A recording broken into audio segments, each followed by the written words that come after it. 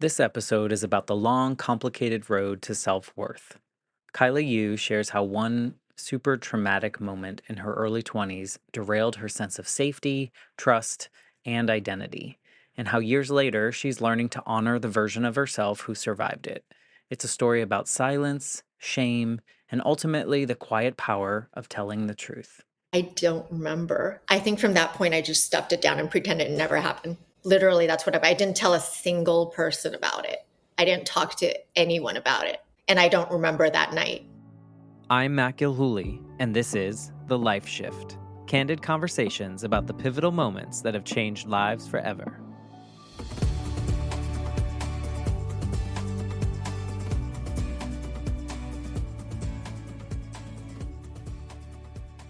Hello, my friends. Welcome to the Life Shift podcast. I am here with Kaila. Hello, Kaila. Hey, how are you? I'm tired. How's that for an answer? Honesty is good instead of just a generic, I'm good. That's what I've learned. I think the older I get, the more I try to show up as a real person instead of maybe what I thought I was supposed to show up as for so long. So I don't know if you've always been someone that's been pretty open and honest, or is this something that you are doing now as well in your life? Probably similar. I mean, Asians have a little less emotional show of emotion in their household. So I'm definitely not taught to show my emotions or like be authentic with things. I can understand that. Yeah, mine came from, the Life Shift podcast really comes from my own personal experience. When I was 8, my mom was killed in an accident, and that was my line in the sand moment. Everything at that moment, my parents were divorced, lived states apart, and I lived with my mom, and all of a sudden everything about my life was going to change. Like, I had a different parent, I had a different house, I had a different school, a different friends, different accents because I went from Boston to Georgia, and like all the things in my life had changed. And what happened for me is it was like late 80s, early 90s. So people weren't really talking about anything, but they especially weren't talking about how to help like a kid that's kind of grieving. And so I saw all the adults around me and I was like, they want to know that I'm okay.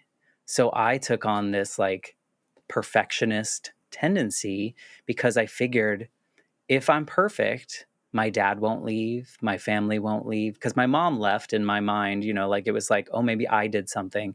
And it just snowballed from there. And so like eventually, like I'm in my 30s and I'm still like trying to please people that didn't need me to do that.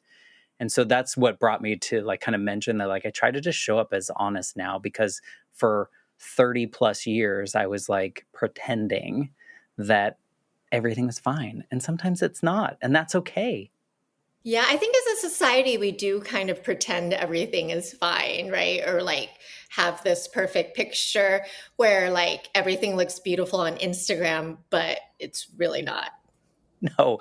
And you know what I've learned through this podcast journey is like when people are telling their stories, like I will celebrate all the exciting moments for them, right?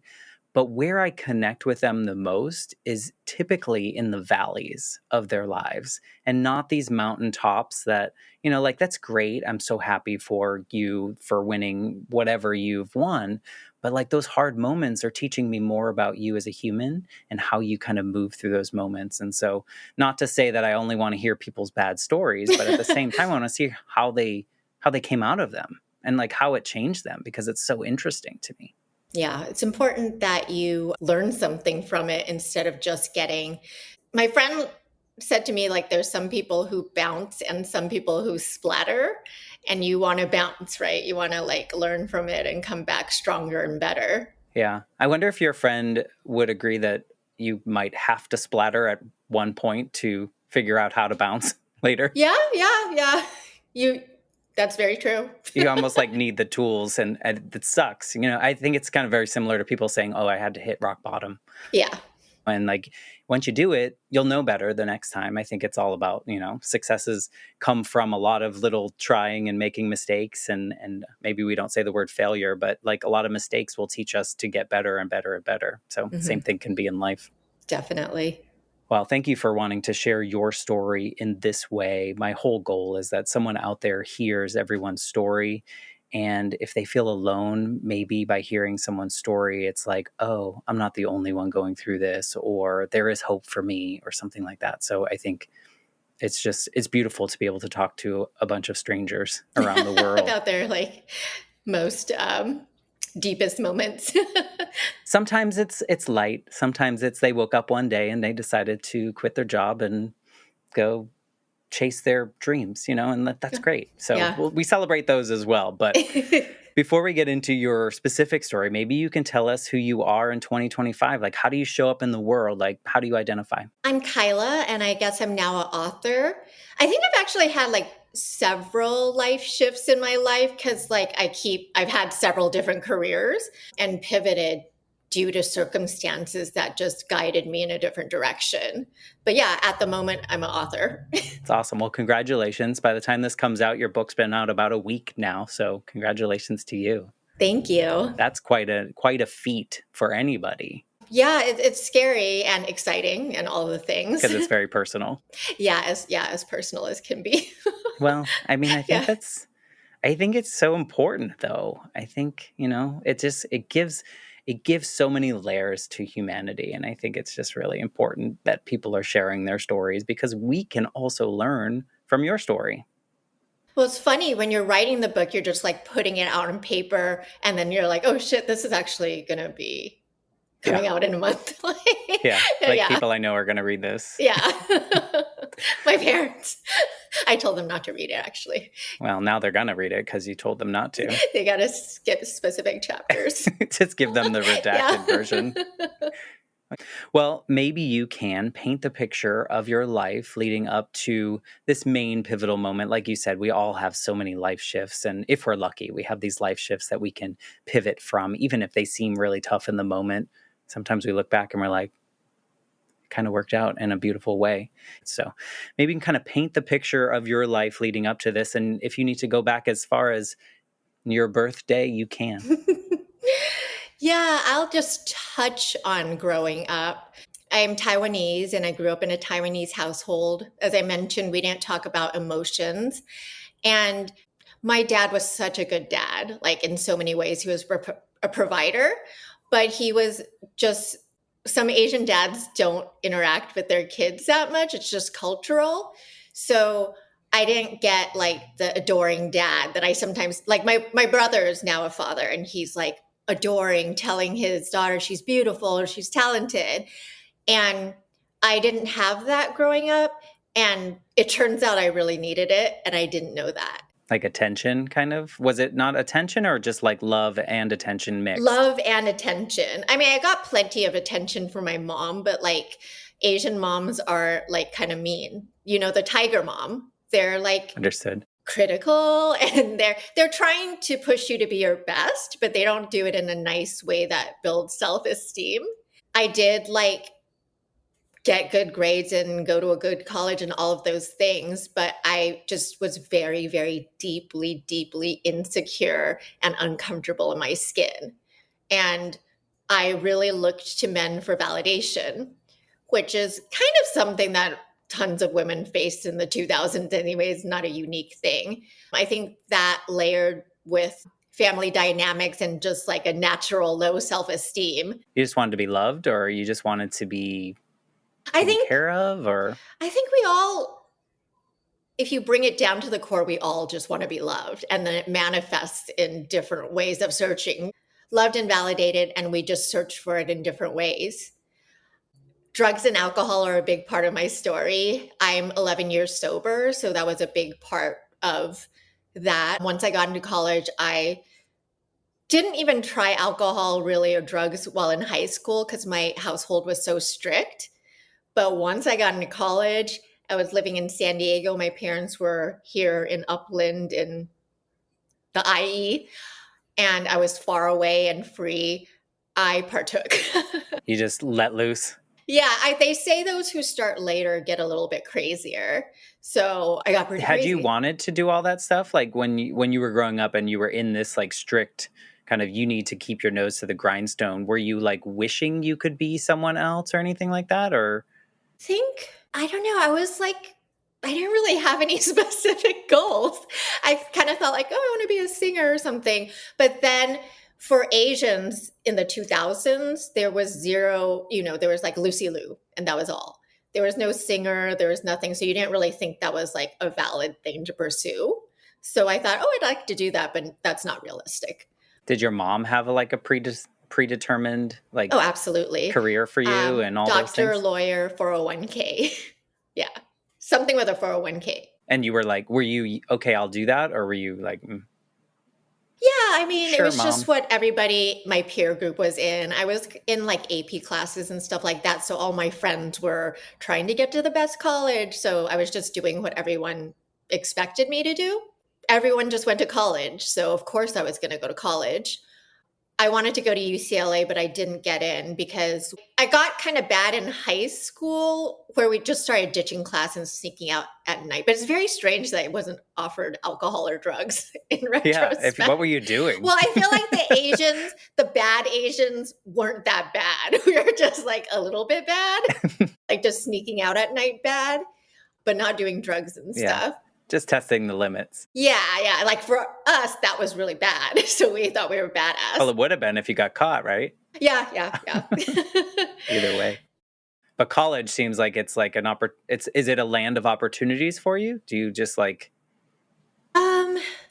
Well, how I got led into like drugs, I never really thought about doing them at all. It just like didn't cross my mind. I think I was just in this bubble of people who weren't doing that kind of thing and I didn't think about it. But then I got a boyfriend who I really fell in love with. It was like my first real boyfriend, I would say. And he did a lot of drugs. So he did a lot of weed specifically, which is, I guess, considered a minor drug now. He would do it morning to night. And of course, he would start to like push the bong towards me. And eventually I tried it and I absolutely hated it. Like I still hate weed to this day. It makes me paranoid. It makes me terrified. And I do not get any of the pleasurable feelings everybody else feels with it. But once you've tried that, it just makes you like more open to trying things. And that was during the time of like when rave culture was hitting the California or probably all of the states. Eventually, we went to a rave, and I remember taking that first ecstasy, and I was like, where has this been my whole life? Like, this is it feels like a spiritual experience, like a kind of joy that I had never felt. And the whole night, and this happens with a lot of people who try E for the first time, I think, I was just thanking my boyfriend, like, thank you so much for giving this to me. And yeah, that was just the way. And I just like started doing that all the time. It was very recreational for you? Like something where Yeah, at first it starts off as weekends or whatever, but it starts to bleed into more eventually. does it start affecting your life? Like, I mean, I think some people are very functional on stuff like that, but then E is very functional because E is different from, say, cocaine, where you can do that all day long. Like if you take a ecstasy, that's probably you for 20, like you can't take another one 2 hours later. It's probably just not gonna really hit. I would say E of all the drugs I've tried is like not as damaging as, say, heroin or well, Coke, Cocaine was a big part of my life at one point, and that drug makes you eventually kind of turn evil. It just makes you like kind of turn into a person with not a lot of ethics eventually. But E doesn't do that. Did you find yourself like looking for the next thing that would give you a different feeling, and that's why you kind of went down the road, or it was just there and your life just was kind of around the drug, so why not kind of move into it? Because I feel like if you just did it once, so whatever, but well, I was obsessed with the E feeling, so I wanted to do that all the time. And it is like better as just a weekend thing because you want that. If you're going to do it, you want that full high. But if you like did it today and then did it the next day, it wouldn't be as good. So you're better to kind of wait, in my opinion. But yeah, I loved it. Just to be honest. Yeah. well, I mean, I think that a lot of would you consider yourself that you were addicted to drugs or a drug Absolutely. addict? Yeah. Okay. Yeah. So I would say a lot of former addicts of some sort, there are things they miss about those lives. So I think Yeah. that's super honest and real. I think we can't be like, oh no, I'll never do it again. Like there were parts of your life you probably really enjoyed while doing that. Yeah. I mean, it always starts off good with the drugs and then I not so good at later. What started happening? Like, how did this progress? It seems like you went from, which I think a lot of people could relate to, this conservative type, like strict upbringing, to this opportunity to do whatever the hell you wanted, and sometimes make good decisions and maybe sometimes make not good decisions, like all college people do. But maybe yours were a little extreme on some ends. So I think that's all like relatable. I think a lot of people have probably experienced that, but I'm assuming some parts of that didn't go well for you. Yeah. So I was in college just like doing my thing. And as I mentioned, there's not a lot of role models for Asian Americans at that time. And when I was in high school, I like discovered this Asian model. Her name was Sung Hee Lee, and like all the guys were in love with her. There was like just one model. That's how few we had. And she was a Playboy model on all the covers of the magazines and everything. So I was like, oh my God, I want to be like her. So that's what I really wanted to do. And then obviously I couldn't pursue that while I was living under my parents' roof. But once I got into San Diego, I thought, oh, well, maybe I'll try to like poke around and see if I can pursue this. Back then we just started having the internet.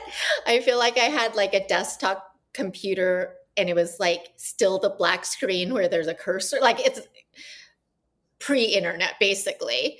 So there wasn't a lot of resources to find out how to do things as we have today, everything at your fingertips. But I started looking just in like San Diego's LA Weekly and like the college newspaper. And the college newspaper had ads like, oh, looking for models, test shoots, blah, blah, blah. So I would go out and like just go to these random, so sketchy photo shoots where it'd be like some guy at a house, but like I hadn't ever experienced anything bad. So to me, it was like, oh, I guess this is how it works. And yeah, I did like one of my earliest shoots was some guy at his house, but there was like other models there coming in and out. So it just seemed fine. A little safer, if we want to Yeah, define it as such. Yeah. Maybe not, we wouldn't think of it now as safe, but yeah. back then, yeah, we were a little naive to maybe Very a lot of things. naive. Yeah, like trusting. Yeah. Oh, yeah. Yeah. I mean, plus you came from this more sheltered background too. So like it's a little easier to understand. Just a question of like wanting to be like that model. Did you want to do what she did, or was it more the drive that you knew all these guys were like looking at her? And do you know which one like kind of drew you to that, or was it both? Both, but also like in high school, I was never asked to like homecoming and prom. I ended up going because my friend just set me up with her friends from other schools, but they didn't ask me. You know what I mean? Like nobody asked me to do these things. I didn't have a boyfriend in high school. I think in like junior high, I had a big crush on a guy and somehow he found out and he was like, oh, that dog is in love with me. Like those kind of things Kids happening. are the worst. Yeah, kids are crazy evil. Yeah. I don't know. And then somehow those crazy evil kids get in our heads, and then we make decisions even as adults because of those like 10-year-old conversations that we have. It's insane. We're so moldable at that time. We are. And then we hold on to things where maybe logically we're like, why did we hold on to that? But it's like so deep seated and it just stays there. And then it just guides us whether we're intentionally doing it or not. That sounds like some of those things led you to wanting to do this, but also wanting to do this for other reasons, maybe some validation or some love in some way. Yeah, there's definitely like a bottomless hole of wanting love. I think that's very relatable. Really wanting it from a man or like men, or like I wanted to be like her and have all the guys be like, oh my God, I'm in love with her. Nobody said that about me. So yeah. Yeah. So you were going around to what you would call now pretty sketchy. Did you feel at the time they were kind of sketchy, or you were like, meh? Yeah, I So think when I went to those first couple houses, I didn't think anything of it.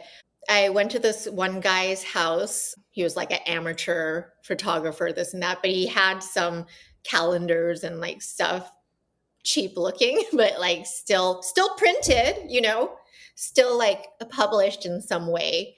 And it wasn't like nowadays where you can just go to FedEx or Kinko's and just print something. Like, and he had to go, I don't know, to an wherever actual you. printer Yeah, of some sort. Yeah. yeah. So it seemed a little bit official. And we did the shoot and it was totally fine and everything. He then said, "Oh, I'm working on these other things." So he showed me like hardcore pornography. And I was like, "No, I would never do this." And then I left. Yeah. And it was just not some, I mean, Sung Hee Lee, my idol, did not do hardcore porn. And I think within the industry at that time, there's definitely a hierarchy, like the Playboy models, then the penthouse models, and then hardcore is like, ooh, that's like really serious. Yeah. So that's definitely something I didn't want to pursue. But then I kept going out to these things and it was fine. And eventually I ended up going to another guy's house, except this time it was an apartment. And that one I knew when I stepped in that things were weird. Oh shit. I don't know if I've ever spoken about it out loud. So I don't remember a lot of what happened when I was like, I straight up don't remember a lot of what happened. I just remember I went there to do that test shoot like typical. And then I was asked to do things that were more pornographic. And I've spent so much time writing about it, I wrote about this in the book. So I've like broken it down and everything. I remember flashes of like just feeling uncomfortable or fearful or whatever. But I've went back and watched that video again and you can see, which was, yeah, its own thing. Because I had to see, because what ended up happening is that the video was published online. Well, it went to DVD first, because that's what we had back then. And it ended up getting like millions of views on Pornhub or whatever those sites are. So I guess I'm telling you this because I wanted to watch it to know what people saw. Because that moment in time for you was like a scary, you were doing something that maybe you didn't necessarily want to do, but you kind of. Yeah, I know I absolutely, well, I forgot to mention something else. I had a boyfriend at the time, and I think we had been together about 6 months, and I hadn't had sex with him because I was still a virgin. So Oh, these were my first sexual experiences. So I absolutely did not want it to be with this disgusting, creepy guy. Like, there's no way that's what I wanted, you know? and then, but you're in this moment in which you feel really vulnerable, and it's hard to choose to leave that moment, because I think we've all been in situations where we kind of just like keep taking the next step, whether we really want to or not. Is that kind of what happened? You were just like, what's the quickest way to get out of here? And it's probably by moving through the motions. That's a good question. I've asked myself, like, what the fuck? Like, why didn't you, like, get out of there? You know? When you're in those moments, there's no telling what your brain's going to do. Yeah. So in looking back, I've researched this to find out what happened. And there's like the fight, flight, and there's a fawn, which is lesser known, where you just become compliant and just do whatever you need to do. And then this brings me back to, I wrote this book about the fetishization of Asian women. Part of that fetishization is that the men who fetishize Asian women like them because they're submissive and really compliant and basically submissive. And what I kind of broke apart for me in the book is that, like, I'm not this way now. Like, I'm actually really confident and aggressive or whatever. But when I was growing up, I was a little bit like submissive because my parents were like, you do this, don't talk back. So I just like listened to authority. That's what I was taught to do. This guy was twice my age. I was alone. I'm tiny. Back then I was like 15 pounds lighter, and he's twice my size. And I mean, I don't think that I think that's a totally, I don't know. I feel like a situation like that, I think there's a lot of people, maybe not the same exact situation or setup, but have been in these moments in which maybe looking back, they're like, why did I do those things? But in those moments, I think it's interesting that you brought up the fawn thing.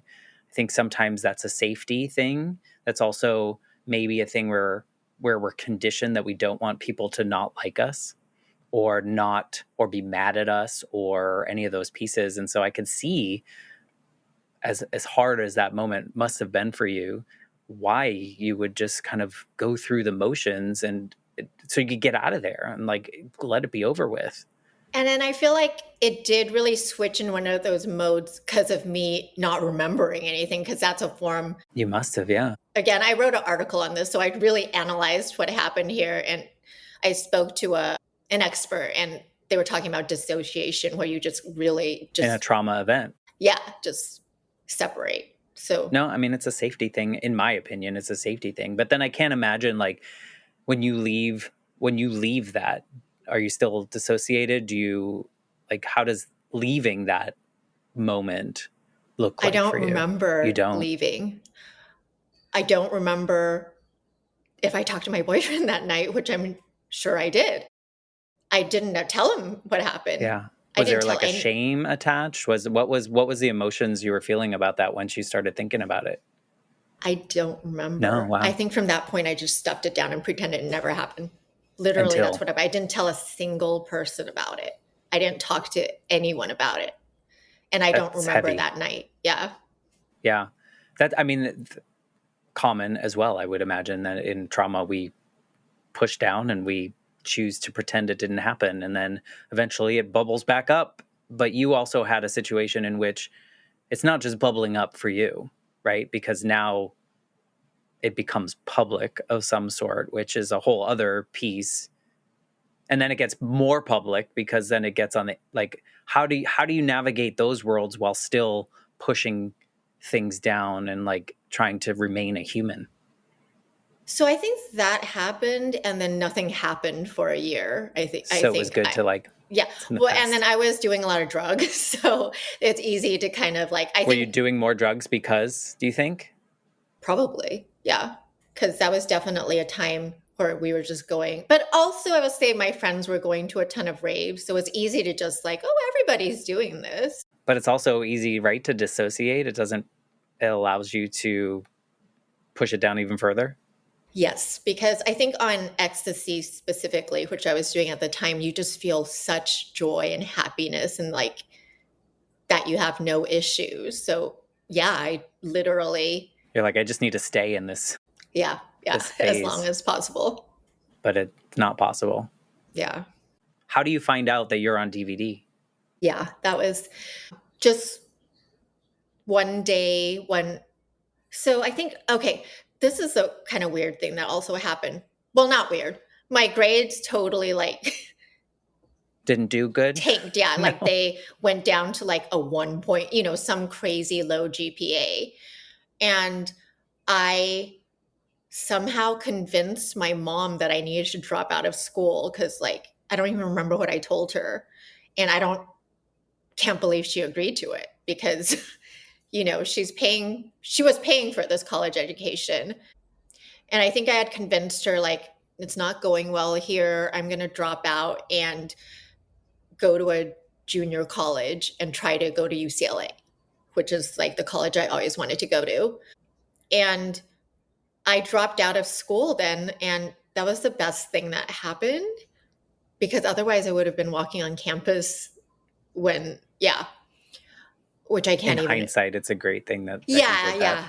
But it was sure didn't feel great in the moment, no, it wasn't a thought in my mind at all because I still had forgotten this video. Like somehow I forgot that this was filmed for publication. Like understand how You blocked I it. didn't know it was coming. This was like obviously what's coming. But it just, as I'm talking about, it shows how much it was repressed because I didn't even consider that fact or plan for it or, yeah. It's such a human experience, though. I mean, it's just not the actual experience that you had, but like that the feelings that we all have. Like it's so universal of like when something like this happens, and then there's this period of time where it's gone. So you're like, Yeah, it doesn't exist. Like, yay, I can like maybe move forward, and then it's like, surprise. Yeah. Remember this? Was he like in communicate? Like, was he like, it's out? No, he had contacted me a week later to see if I wanted to shoot more. And obviously, I remember that distinctly. I didn't call him back or ever speak to him again, actually. But the way I found out is that I had dropped out. So I was living with my boyfriend in Chino Hills at our friend's house. And, we were doing our raves every weekend. And my best friend from college calls me. And he was just like, I saw this video, and he was like really torn up about it. And he was like, is that you? And then I knew at that moment that like, that's the only thing they could be talking about. Yeah. So he basically went on to tell me that one of my friends, one of my guy friends, one of my boyfriend's guy friends, because these are all our friends, rented the video that they found at a DVD store randomly and watched it together with like 8 of them. And my friend, Because they knew it was you, or just because it was a random I didn't video? get it specifically, but I'm assuming, yeah, 8 guys don't usually gather too. And I'm sorry, I laugh at like really dark things, I think, as a coping mechanism. Yeah, basically, he told me that they all watched together and then he ran out of the room and threw up. And then he started to go after me. He was like, I can't believe you did this while you knew me or whatever. And somehow we got into an exchange and he didn't want to be my friend anymore based off this, which looking back is absurd. It's probably not about you either. Yeah, but I still don't get what was going through his mind. Yeah. There's probably some other story behind that we don't even need to know because he doesn't matter. Yeah, I just basically never spoke to him again. That was my best friend. But you had found out, I mean, by this and knowing that it was like a DVD viewing. This was like your first knowing of that? This was it, yeah. Yeah, I had totally forgotten about it at this point. And what does that feel like? It's just like probably absolute terror because it was like, oh, everyone's going to know about this actually. But this was still kind of before the internet. Like the internet was happening, but like not everything in the world was getting uploaded on the internet. So I didn't really think about that. But I was like, it's in stores, so all the guys can find it. Then my roommate came home and I told her what was happening. And then from then on, I kind of lied about it. I was like, he had a knife. I was scared because I was like, and I write about this, like, I knew that I did not want to do that. And that was an assault, like not a physical assault, but assault can also be something that's like coercion. And I knew that's what it was. And I knew nobody would get it. Unless you added some now details. Now everyone gets it. Like Of course. everyone who hears the story can get like that's unacceptable. But like back then in the 2000s, we definitely didn't have any kind of. Yeah, we just weren't talking about it as much. Yeah. I think, and it makes sense that you had to add some flair to that to probably tamp down some of the. Were you feeling like shame? Were you feeling everything, all the like things? shame and like disgust and like embarrassment and shock, Fear? Were you afraid that like other people you knew were going to see this, like family? Absolutely. Not that your mom would come across it, but someone she knows might, and I can imagine what that looks like. Does that put you into a space that is unhealthy, like a depression? Does that put you into any of those things, or do you just kind of keep moving through the world?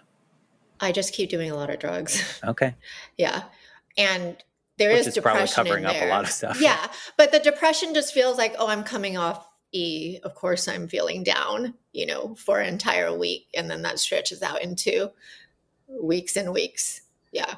But you're pushing this down. I mean, this is, we're talking at least a year now, right? That you've been pushing this down and now it's out in the world. So let's push it down some more. But we have more to push down with it because now we have this extra layer of like other people can see it. You Yeah. don't even think that someday we're going to have high speed internet that could complicate things even more, which in my mind, I think at some point you have to hit this space where you have to process it. Did you find a place in your life where you sat down with that moment, even though you can't remember some of the specifics, where you were just like almost give grace to yourself and like, I don't know. I don't think I processed it until 10 years later, where I was like getting some sobriety, or I guess I went to a therapist sometime years later, but I was really good at compartmentalizing. And did you continue down the road of like trying to do modeling and stuff after that, or did you? Yeah, I had Okay. been trying it at that time. Like I stopped for a while, but then after dropping out of college and moving up to Chino, I still had that longing. So yeah, I started to reach out to more legitimate places. Like I reached out to my idol because she was looking for models.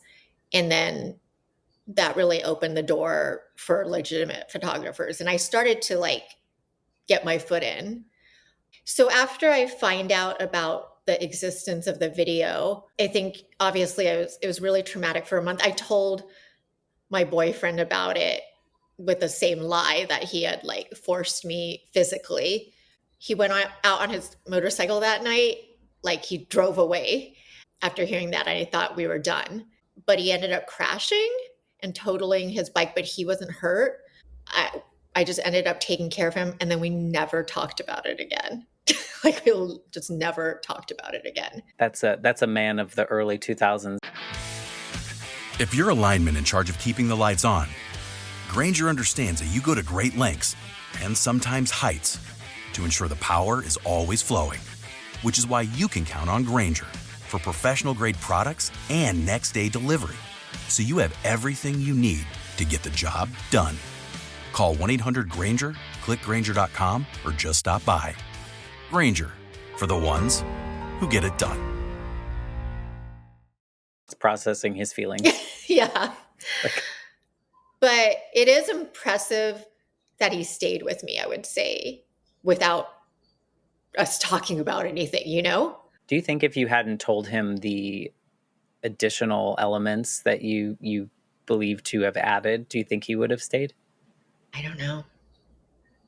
Just curious about the human psyche. Yeah. Because I think by adding that, it's like, okay, well, she had no choice, which you really didn't, right? Mm-hmm. Like you were coerced into this tragic event. But at the same time, like if his first reaction was to jump on a motorcycle and go as fast as he can and then crash it into something. Yeah. It's very curious. We never talked about it, so I have no idea. Like there was a lot of not talking about things. I was able to forget about it again.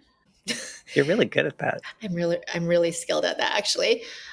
And then nobody really brought it up to me again until I got published on my idol's website and then started modeling for Playboy and started to gain a little bit of online popularity. Now there were more sites and stuff by now, still very GeoCities era.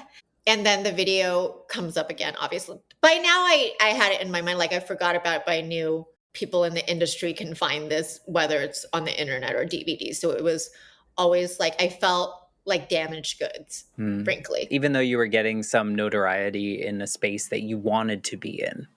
Yeah, but like Playboy doesn't work with girls who do hardcore. And I didn't have sex in the video and do anything majorly hardcore, but I was coerced into things. Yeah. And things that you feel tainted the what Playboy would have wanted of you if they found out. Yeah. And I want to say like he took away those things like that I could have experienced with a man for the first time. And there's some things I don't enjoy because that was my first experience with like someone disgusting, actually. And the fact that you've had to suppress it for so long too, it adds a whole other layer to the thing, because you've carried undeserved shame of it for a period of time. It makes everything like compound and worse, in my opinion. It seems like it would just make, like, that's the last thing I want to do, people, because I've held the shame for so long that I had to do it in the first place. It's like, no, I don't want to feel like that again, because you probably at some points felt empty, Absolutely, yeah. like a shell of a person kind of walking through life. I get it. So at this point, you're finding success in the way that maybe it looks like success is the path that you're on, but now internet's getting bigger, so now people know who you are. So I feel like it's natural people are going to go down rabbit holes Yeah. and find something. So obviously, eventually it gets uploaded by somebody. And by now, I'm like, have my own website, and some people online know my name, and I'm not named my name in the video. And then there was like a Yahoo group of my followers or whatever. And then it got uploaded to the group. And they were like, is this Kaila? And then it just like exploded after that. Yeah, there's something Pamela Anderson said. Because, back then we were like, oh, her, how hard we were on Pamela Anderson. That ruined her career, actually. The sex tape that was stolen from her house and like put online. But she was like, every time somebody viewed that, it feels like a rape. Yeah. Which is It's a violation. very, just such a well put That's way how you felt. to like, yeah, every time. absolutely. And Yeah. then are you compelled to see how many people are viewing it? Are you compelled to try to get it taken down? Like how do you react in this moment, or do you stuff it down more? Because either way could work, I think. I think what happened was like, I had a manager at the time, and he tried to, well, he had someone managing the Yahoo group, so I did not go in there and read comments anymore because they were scathing and terrible. And he somehow found out this guy's contact information because, I don't know, he found his contact information. He called him and he was like, let's try to buy the tape or something. So he talked to this guy. Well, I wasn't on the call, so I don't remember it. But what was relayed to me was that he said, like, he offered to buy the tape. And the guy said, like, I'm not selling it no matter what. She's blowing up right now. And like, I'm going to make a lot of money off this. And then my manager was like, don't you care that you're like destroying this like young woman's life? And he was like, I don't care. And then he was like, but you like coerced her into doing this. Like you forced her. And he was like, I have a video that shows it not looking that way, which isn't even true, because when I watched the video, I look obviously distressed at some points, like obviously distressed, which is like, I was like, why did he leave that in there? But it's kind of like some men like that. So Yeah. I mean, there's probably all sorts of, we could go down a rabbit hole on what that, I don't even want to call him a human being, did, like all the decisions that came after, that probably came before. I mean, you probably weren't the first woman. Oh no, this was a video. This is how you know. Okay, this is how you know a woman, because there was this big case, not famous, but very publicized case. And it's crazy that San Diego was kind of a hotbed of like people trying to go after college co-eds specifically to do hardcore. But there was this website called Girls Do Porn, which is very famous, or not famous, but very popular. And 50 women won a lawsuit against the guy who's now like on the run from the FBI for doing similar things. And it was a thing that was happening at the time. The tape that I was on had 5 or 6 other women. And it was a series of many. And this was like my first experience with the Asian fetish because I had just hung around Asians, really. This guy was white, and I forgot the title of the video, but it was Asian something, and all the girls were Asian. And I later went, because I later, years later, ended up talking to the FBI when they were doing the case on this other thing. And they told me by that time that my statute of limitations passed for me. But I was like, maybe I can find the other girls because I'm not the only one who went through this. Like, guaranteed, he knew what he was doing. And it wasn't like, yeah. And I knew there were at least 30 girls, at least, that had gone through this. Some of them were legitimately just porn stars. So obviously they were okay with this. But there were so many girls that you saw once and never again. And you know that's just like not some girl who was trying to get into pornography. But yeah, it's impossible there's no way to find. I mean, I guess I could post their photo, but like, why would you want to do that? But I'm hoping like when I write the book, like maybe some of them will read it and be like, oh, I went through this, and reach out to me because I don't know how to reach out to them. But like with that, I think there could be a class action civil suit because yeah, the statute of limitation has passed for anything criminal, but Yeah. I'm not a legal expert, but I think. Me neither. Yeah. I think there would be beauty, though, if you did hear from some of these women to just share how you guys move through life afterwards and to realize probably you did a lot of the same things. And like what that could bring is just the grace that you may have found for yourself already, but like maybe they haven't. And just having these conversations of community of people that understand what you went through, because as much as we can empathize with the emotions that you had and the things that you had, without having that exact experience, we can't completely understand. And knowing those, I mean, if you could talk to those women, you'd be like, I mean, I can't imagine what that would feel like for some of them or for yourself. That would be beautiful. It would probably, yeah, it would. I hope I hear from. I hope you do too, because you know, what is the time period between like when it was on the internet and kind of blowing up on the internet and now? Like, what is that time period? Is that 10 years? More than 10? So I'm 46. So that was like a really long time ago. How long did it take for you to start living and owning and not pushing things down and being this version of you? So my legal name is Elaine. And I literally have the separation of Kaila Yu, my online personality, and Elaine. So I've always been like, that happened to Elaine. There's like a very still disassociation from it where I can feel like, oh, that's like something imaginary that happened to Elaine. And I think my whole life and a lot of my therapy has been like trying to integrate those two. I mean, it hasn't fully happened, but yeah, there's definitely, that's an easier way to deal with it, you know? It's a step-by-step thing. It's not like something that we can just go, bam, I'm done. I mean, my mom died when I was 8. It took me like 20 plus years to like go just seek out therapy and then realize like all the shit that I did to myself because of not being ready to like heal from it. And like, so sometimes it just takes a while. I mean, I was like early 30s when I finally found the right therapist, and they said the one sentence that I needed to hear 20 years before that.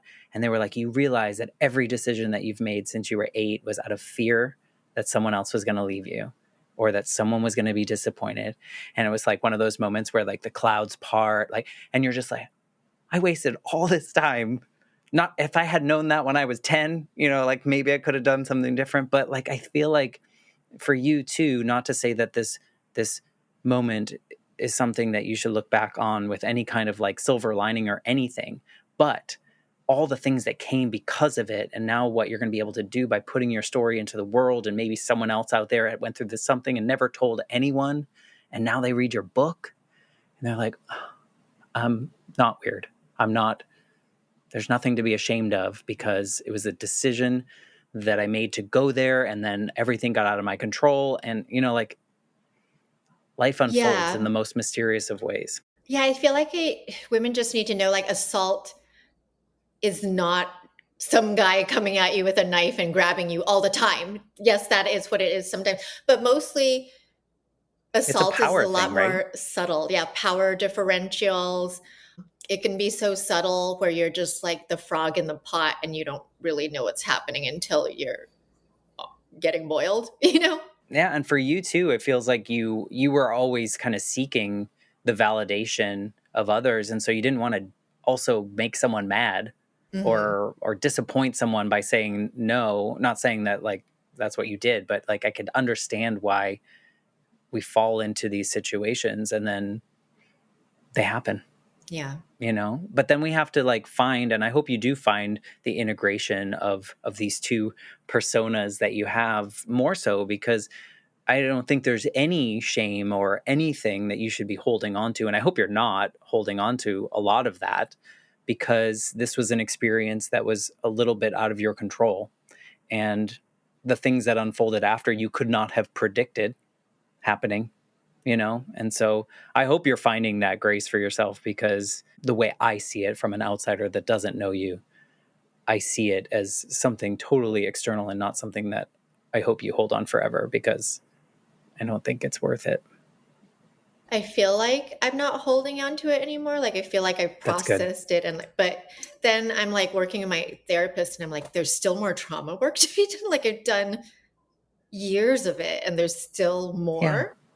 So who I think it's knows? always unfolding. I think at Yeah. some point, maybe at some point, you're going to remember that event, and that's going to be really hard, you Yeah. know. But maybe that'll be a new breakthrough. Maybe that's going to be another life shift for you. And I think the more we're open to realizing that we're full humans and we are allowed to feel all the things, even if it's mad, shame, happy, you know, like all the things are allowed to us. And it took me forever to figure that out for myself that like, it's okay if I'm sad. It's okay if I cry, even though I'm a guy, I'm allowed to cry. You know, like there's certain things that come with whatever we've assumed from the environment around us that like kind of really taint a lot of things in not a good way.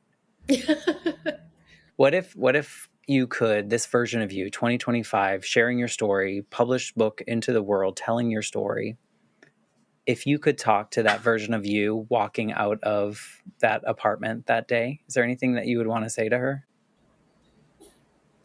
And been doing this in my trauma work, but I would just give her a big hug and just tell her I love you. Like you're adored and you're perfect just the way you are. Yeah. And so I say this every time too, because I ask this question of people, and that is probably the most common answer to someone that has experienced a life shift that was brought on by something else, by someone else.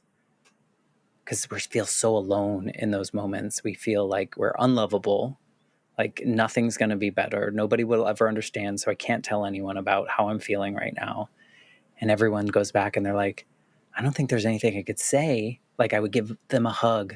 I would, you know, tell them that they're loved because they were and they always will be.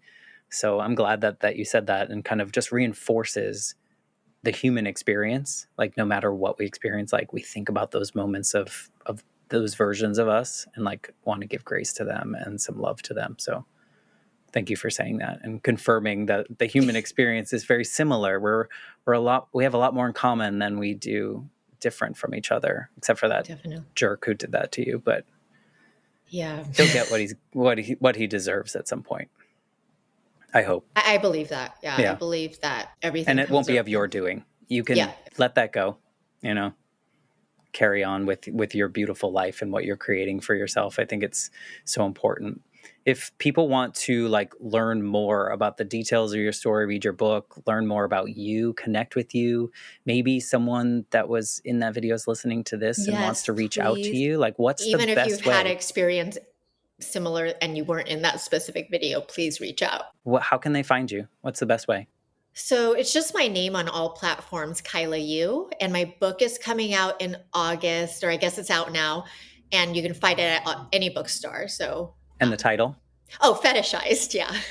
Perfect. Well, we'll put the links in the episode description so people can easily click on your website, your social media handles. I really do encourage anyone that's listening that anything that Kyla said that maybe resonated with you, and it might not be the specific moments, it might just be a feeling that you said or whatever. Reach out to her and bug her and tell her that something that she said affected you in a particular way. I think that's how we bring each other closer.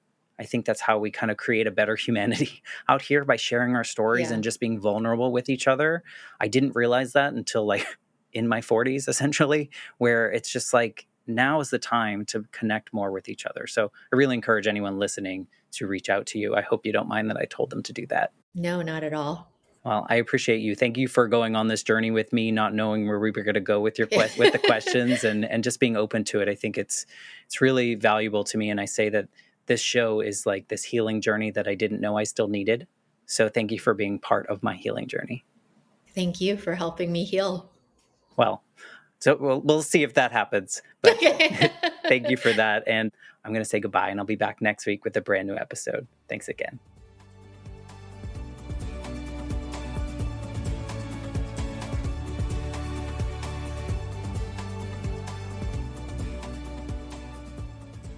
For more information, please visit www.thelifeshiftpodcast.com.